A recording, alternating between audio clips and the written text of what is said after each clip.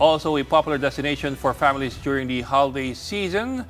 And joining us now is Mojo Fatima Baduria. Fatima, kamusta kayo dyan? Ed, masikip sa Quezon Memorial Circle ngayong gabi dahil maraming dito na napiling magpasko. Libre kasi ang entrance at maraming pwedeng gawin sa loob ng park na pwedeng pampamilya, pwedeng maglaro sa mga open spaces ng park at may playground din na kanina pa napupuno ng mga bata.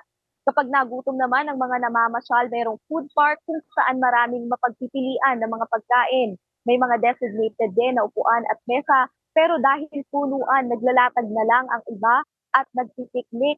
May iba na nagbabaon ng pagkain pero paalala ng mga opisyal na bawal ang single-use plastic sa loob ng park.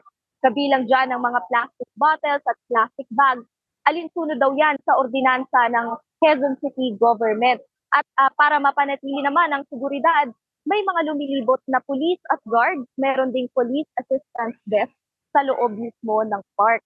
At sa mga mahahabol pa dito sa Circle, kasama ang kanilang mga pamilya, bukas ang park hanggang alas 12 ng hating gabi mamaya. Yan muna ang latest dito. Balik sa'yo, Ed. Bok, baka pwedeng ikaw ba naka-tripod? Baka pwedeng iwas-iwas mo naman ng konting yung camera at pakita mo sa amin yung paligid mo. Konting lakad-lakad ka dyan at konting kwento. Ayan. Kung makikita nyo, dito kasi ako pumwesto sa medyo maluwag para may signal. Pero ayan ang sitwasyon dito eh.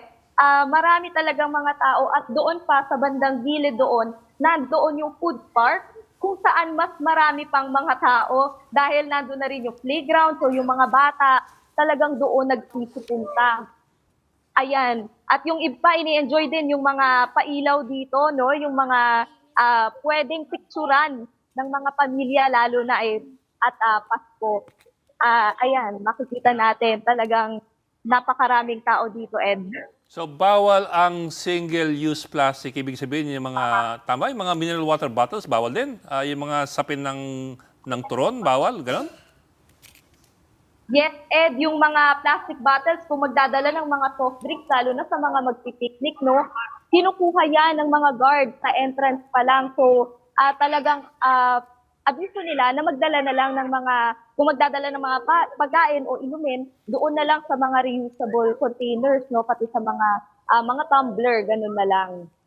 Aba, pero medyo mahirap yan kasi maraming tao sanay sa nagdadala ng mineral water bottle eh. So kung wala kang ganun, you have to leave, it's confiscated, kumbaga. Yes, Ed. Kaya nga, nahihirapan din yung iba. Ang ginagawa na lang nila, bumibili sila ng pagkain dito na mismo para less hassle din.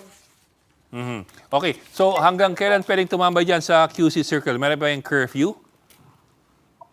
Ed, hanggang alas 12 ng hating gabi, pwedeng tumambay dito. So yung mga hahabol pa, marami pang oras, Ed. Okay, tapos marami rin I suppose. Kasi dati marami yung marami binibenta dyan na kung ano nung anik-anik eh. Is it the same thing now? Karamihan sa mga nakikita natin, Ed, puro mga pagkain eh. Parang bukod dun sa food park na nabanggit ko kanina, sa iba't ibang sulok din, merong mga prutas. At ang iba pang mga, bukod sa pagkain, meron din naman mga laruan.